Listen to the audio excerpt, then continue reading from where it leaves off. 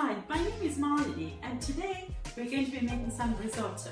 Risotto is an Italian rice dish which is very creamy and luscious and all my family loves it. But before we make our risotto, I'm going to make something to accompany risotto as a form of a dessert, which is a very popular Italian dessert called Tiramisu. Tiramisu means pick me up or cheer me up. It's a coffee flavored Italian dessert. It's made from these sponge finger biscuits, also known as savaroni, dipped in coffee, layered with a whipped cream mixture made from eggs, sugar, and luscious mascarpone cheese. And then to flavor, you dust some cocoa powder on top. So without further ado, let's start. So we start by separating our eggs, the yolk separately and the egg whites, although we won't be using any of the egg whites for this particular recipe. So I'm going to cook these eggs over a bain-marie to make the custard. I add sugar to it, so we have 130 grams of sugar here. Add that, you whisk it away.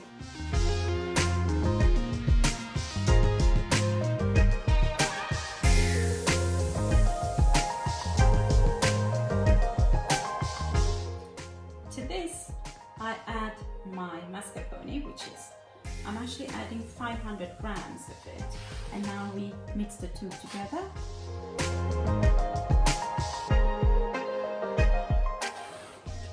So next, in a separate bowl, I take 500 ml of double cream, also known as heavy cream in some parts of the world, and then I whip that separately. The reason I whip it separate is because the cream gets folded into the custard, so it still keeps its fluffy bubbles, the air bubbles within it. So it's done. And now I have to fold the double cream, the whipped double cream, into the custard. But because I have a larger bowl here, I'm going to pour this in and fold it. So there's a lovely custard that we made. Like I say, kitchen is a place you can lose yourself and find yourself. So make this for your family. There we go. So now it's time to assemble our tiramisu. I'm very excited. Espresso coffee without the masala wine. So I think what I might do is do half and half and see where we meet in the middle. Here we go. Just take the biscuit, clean hands, washed hands, and then dip it both sides. And then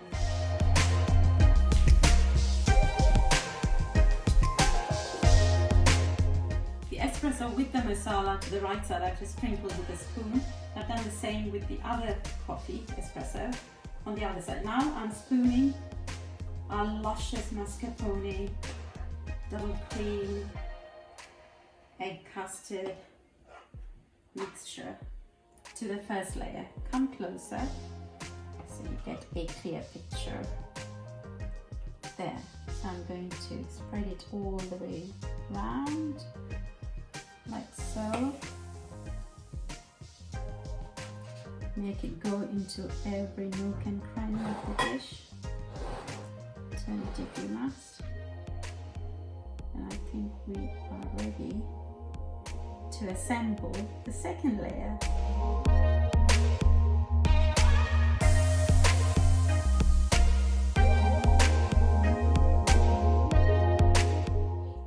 So that's the final biscuit going on our tiramisu. And now for the final layer of the luscious mascarpone mix. The final bit is to do the luscious dusting of cocoa before we clean it and fridge it for it to cool.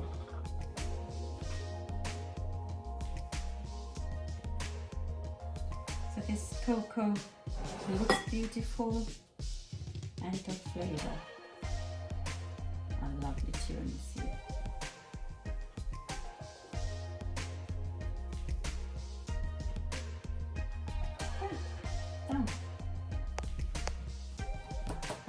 plate and I shall fridge it for about 15-20 minutes to cool it down, and then let's come back and do a taste test. Here is our lovely tiramisu coming out of the fridge, and let's do a taste test. Time to taste it.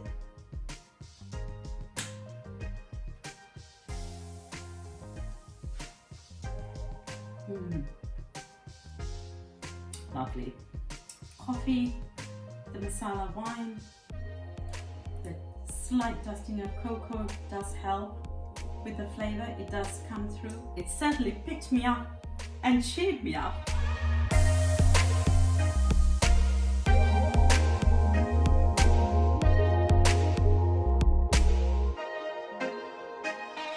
So now it's time to make the risotto. Risotto is a northern Italian rice dish cooked with broth until it reaches a creamy consistency. The broth can be derived by vegetables, fish or meat. Today we're going to use vegetables in the form of celery and leeks. So make sure you wash it thoroughly. And then we're going to use a little bit of meat, which is some chicken bones left from my chicken curry about last week, which I froze. So I'm going to use that. Without further ado, let's start. So I just added my leeks and my celery to the broth that I'm making. I'm going to just slightly salt it. It has to have flavor. It's good to always salt your food as you go along, because if you don't put salt, then it's going to lack in flavor. So I'm just going to up the heat a little bit. And I'm using this tiny bit of chicken. It's actually just the bone of the chicken, just to make the broth. Ossobuco is actually the lamb shank, which is the meat on the bone. And ossobuco also means the meat which is on the bone has to have a hole. So that's often related to or refers to bone marrow, which gives a delicious flavor and tons of texture to the ossobuco dish. This comes from the northern region of Italy, the Lombardy region. So it's usually made with the cross-cut section of a veal shank. We're going to be making some beef meatballs, but we're still going to use everything else, which is the white wine, and then the braised vegetables, and we're going to garnish it with some remoulade. Remoulade is made with lemon rind, which is the outer of the lemon. You grate it till you get the rind, and then some garlic, and garnish it with some green herbs like green parsley. So the chicken is going in to make the broth. So I'm just going to add some salt, because I've just added the chicken for the broth. Just added some salt, and then I'm just going to stir it and let the chicken sink to the middle and flavor the broth for our risotto. Risotto comes from the word riso. Riso means rice in Italian. And we're actually going to be making risotto bianco, which is just plain white risotto. It is going to be very creamy because the rice, as you cook, you're supposed to be stirring it constantly, and it's going to give it a lot of love and attention. Basically, what you are trying to do is get the rice to absorb all the broth and release its starch. Because we're using the short grain rice, you can buy the risotto rice, arborio rice or risotto rice. Pudding rice is the same thing, so it's a short grain. What the short grain rice does is it releases the starch from it. So that's what gives it the creamy consistency. And once it releases the starch, the middle of the rice is still going to have a bite, and that's what risotto should be like. So that's why you keep on stirring it. If you would leave it and you cover it like you cook any other rice for biryani and stuff like that, what's likely to happen is the middle of the rice is going to become very fluffy, and it's not going to taste the same, and it will be very boring and not very pleasant to eat if you let the rice to go fluffy in the middle. One more thing that would add the creaminess to your risotto is the double cream that I will be adding, and then of course the Parmesan cheese, which is delicious. You see, once the risotto is made, you think it's almost like buying the most expensive car with all the mod cons and then painting the car and adding color. Risotto it's very similar. It's very tasty, it's amazing, it's delicious, it's delectable. but it's going to look rather boring and brown and grey. We're going to change that today. I'm going to be roasting some colourful vegetables, and what I'm also going to add, a small twist, which you've probably never seen it before, probably never seen it being done before, is I'm going to add some paneer. So this is a cheese that's used for Indian cooking. It comes in small cubes this time. I'm going to open this packet and I'm going to toast it with just a slight bit of vegetable oil or butter even. And it's going to become lovely and brown and crispy on the outside, squidgy in the middle. And I'm going to add that on the sides of the risotto. And then we're going to have some lovely roasted vegetables to go with it, but with vibrant colors. And we're going to change the face of risotto. But don't worry, I am going to keep the actual essence of the Italian, the Milanese, the Lombardy region risotto still to its original form, but just going to make some additions for a tiny bit of Milanese twist.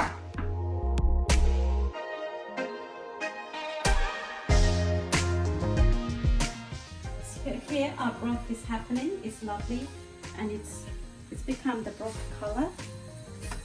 And here, in a separate pan, I put it on medium heat. I'm going to add 4 tablespoons of olive oil, like so. To that, I will also add 2 tablespoons of butter, because remember, risotto has to be cooked in butter for that delicious buttery creamy flavor. So butter goes in. Once it's melted, I shall add 3 chopped onions, and here I'm going to keep turning these onions before I add the rice until it becomes translucent, and that's going to take about 2 to 3 minutes. And while I do that, I'm going to get my garlic. So the onions have now had its 1.5 to 2 minutes. It's become slightly translucent, and at this point I'm going to add my garlic. So I always make my life easy by using minced garlic that comes ready in a jar. So I'm using about 1.25 tablespoons, or let's say 1.5 tablespoons of garlic, because I'm going to use a kilo of rice. So it's not going to be too much. Always use the garlic, especially if it's minced garlic like I'm using. Add it at the end because it cooks very quickly, and when it starts to burn, it's not very pleasant, it's going to be bitter. So now I'm going to get ready to add my rice. I'm going to show you what it looks like. So it's short grain rice, it's kind of short and stubby. It absorbs all the liquids and then releases starch and becomes lovely and creamy. I'm going to keep on stirring it once I've added it. In goes the rice. Now I'm going to coat every grain of rice in this luscious, lovely buttery goodness. Once I've done that, and I want to just wait for the rice to make that noise that's going to tell me I am ready to receive the wine. So here I have a bottle of Chateau Poston Picon from France. It's white wine, so it's got a cork which I'm going to pop open very quickly and pop. So I'm just going to add just very little to coat the rice. None of us in our house are drinkers. We don't drink wine. We don't use it much in our cooking. But as I'm making this delicious Italian, absolutely McCoy of the Lombardy region, I do want to do it justice, and I want to use every ingredient that's supposed to be added to it.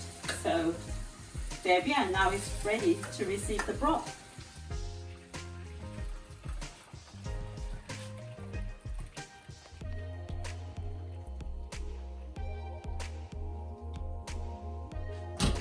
So what I've done here is I've drained the first 2 cups of broth so that I can start cooking the risotto. I'm going to fill some more water here and continue to make some more broth. You can hear the rice saying, "Give me the broth, give me the broth." That little crackling, crispy noise. So I'm going to start adding the broth, like so. I'm going to add about 1.5 ladlefuls, and then I have to continuously keep stirring it on medium to low heat until all the broth is absorbed. So if you look here, there's still some broth. So I'm going to keep on stirring it until that bit of broth is absorbed.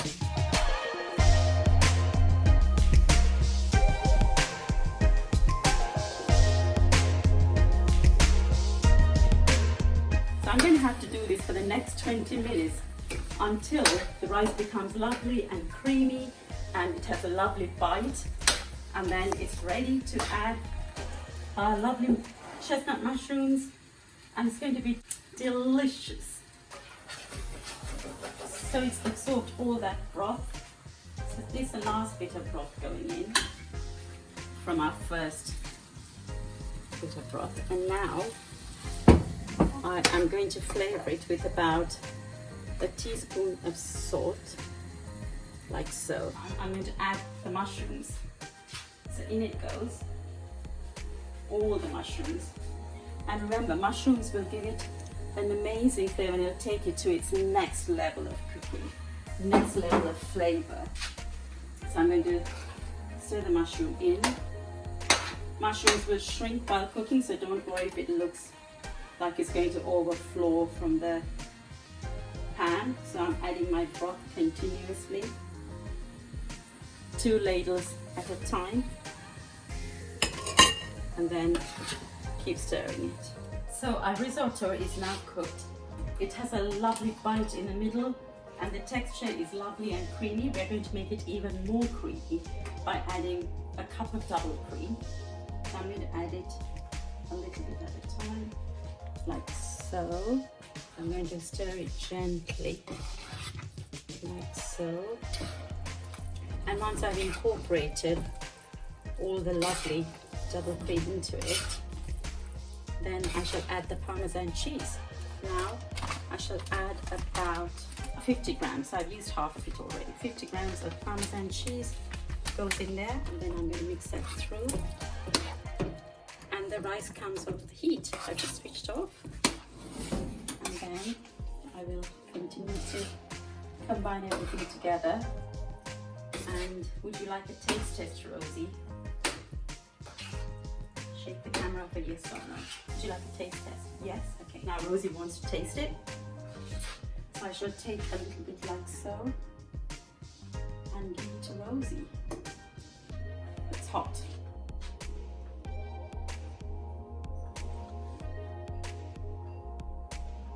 So here our vegetables are prepared. I've got a sheet pan or an oven tray lined with oil, like so. And then I'm going to just dust these vegetables around here. Mixture of it.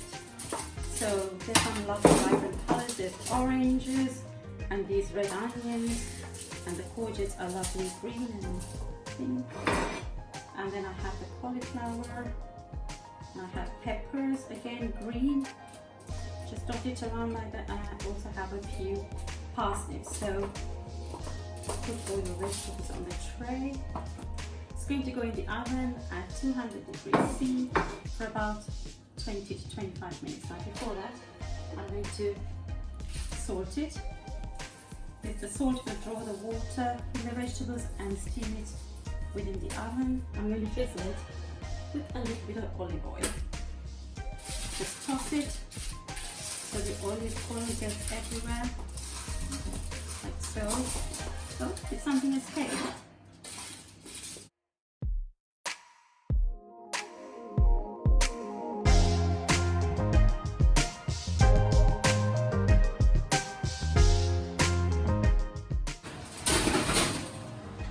Okay, so vegetables are in the oven. And in the meantime, I'm going to now turn my attention to our meatballs, which I'm going to add remoulade to, and it's going to taste amazing. So I have my 750 grams of minced meat, 15% fat, adding salt to it. So like so, just like you'd salt your chips, as I always say. And then beef and pepper are best friends. So lots and lots of pepper, maybe a tablespoon and a half. I'm going to add some dried rosemary to it. So I have about a teaspoon, I think all of that goes in there. then a little bit of garlic and ginger. Garlic gives an amazing flavour, it brings the flavour out in meats as well. So about a tablespoon of garlic, half a tablespoon of ginger.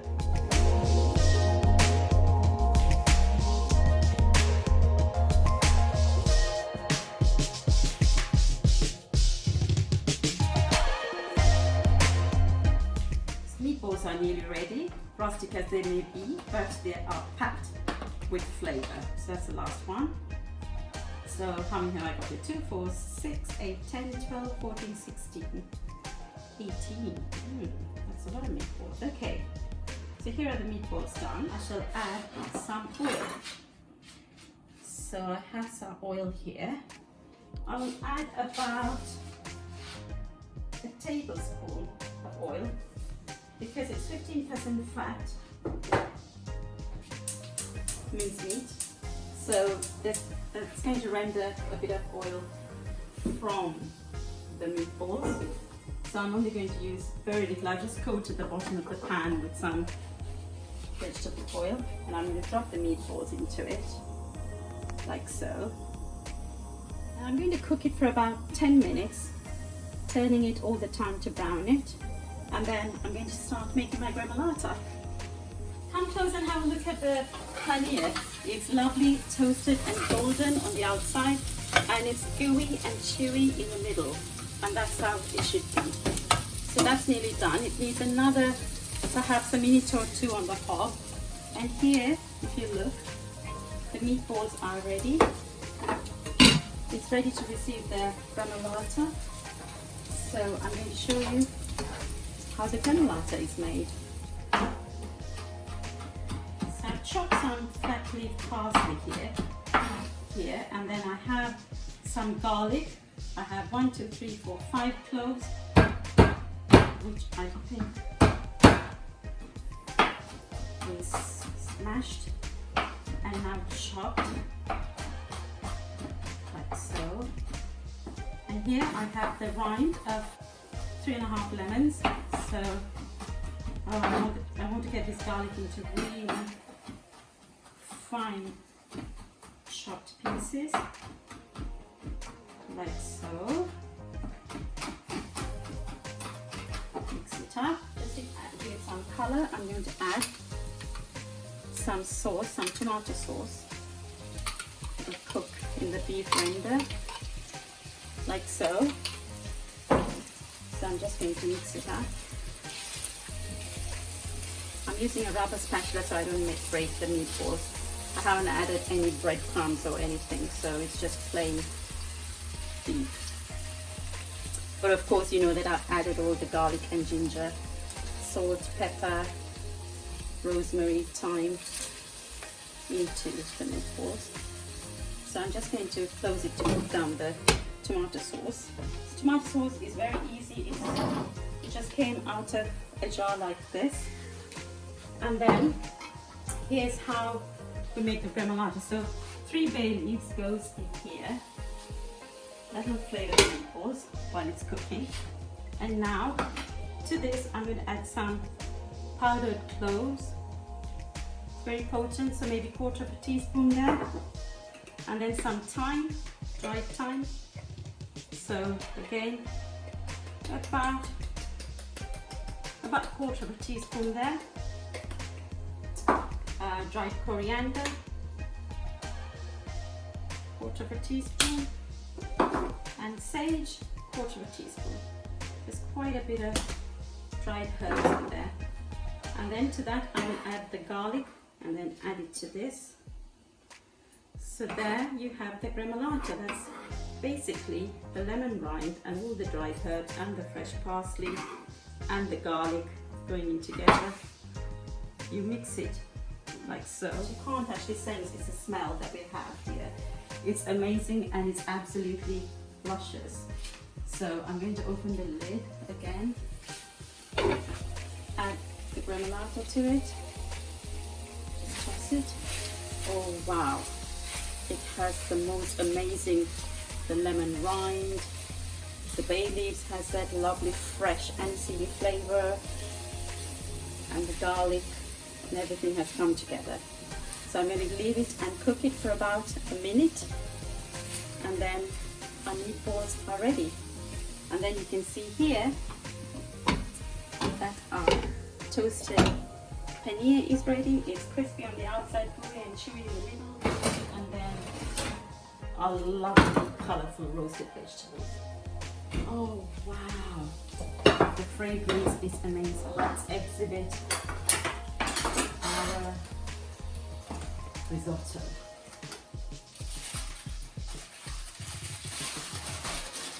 Ta-da!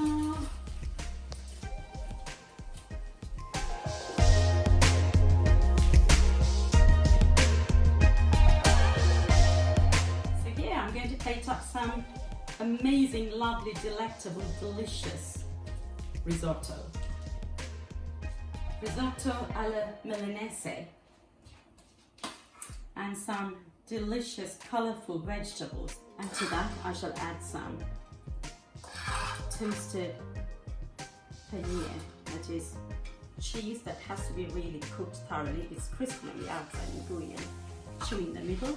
And then last but not least, a lovely meatball with the remoulade. Time for a taste test. Here it goes. Risotto first. I can taste delicious rice, the creaminess, the cheesy creaminess, and the mushroom flavors coming through, and it is amazing. Paneer, one, a roasted vegetable. The crisp of the paneer is really lovely. Now, I'm not a great lover of beef, but this I have to try. The garlic, the lemon, all the herbs. You'll be surprised what bay leaf can do to meatballs, and all the luscious herbs that come through. I think it did it. So, if you enjoyed watching me make this risotto alla Milanese, okay, it's without the assabuco, but then it has the amazing meatballs with the remoulade. Give it a thumbs up. You can also subscribe to my channel, and above all, please donate to the NHS if you're watching it from any other part of the world. See who's been helping out during the pandemic, and please donate. Thank you very much for watching, and bye-bye.